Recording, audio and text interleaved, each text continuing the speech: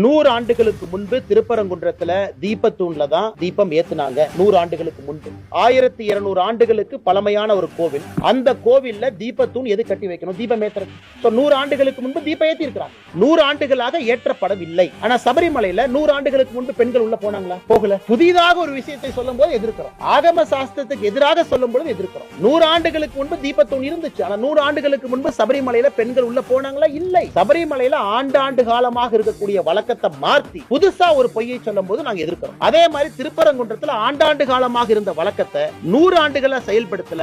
இன்னைக்கு செயல்படுத்த வேண்டும் என்ற நீதிமன்றம் தீர்ப்பு கொடுக்கும் பொழுது அதற்கு அரணாக நாங்கள் நிற்கின்றோம். ஆனால் எங்கள் நிலைப்பாட்டுல சபரிமலையாக இருந்தாலும் திருப்பரங்குன்றம் இருந்தாலும் இந்து மக்களுடைய உணர்வு, அவங்க என்ன நினைக்கிறாங்க, எது நியாயமோ, கோர்ட் என்ன சொல்லி இருக்கும். சபரிமலை எதற்காக கோர்ட் அப்பீல் நிறுத்தி வச்சாங்க? இந்த போராட்டத்தை பார்த்தாங்க, தவறுன்னு புரிஞ்சுக்கிட்டாங்க, அப்பீல் வந்து போச்சு, கேரள அரசே தன் ஸ்டாண்ட மாத்துச்சு. ஆனால் இன்னைக்கு இந்த மாதிரி ஒரு குழப்பமான ஒரு விஷயத்தை திமுக சொல்றாங்கன்னா உங்களுக்கு சபரிமலை இஷ்யூவும் புரியல, திருப்பரங்குன்ற இஷ்யூவும் புரியல. ரெண்டையும் குழப்பி சொல்லுகின்றார்கள். எங்களை பொறுத்தவரை எங்கள் நிலைப்பாடு சமமாக சரியாக இருக்கு.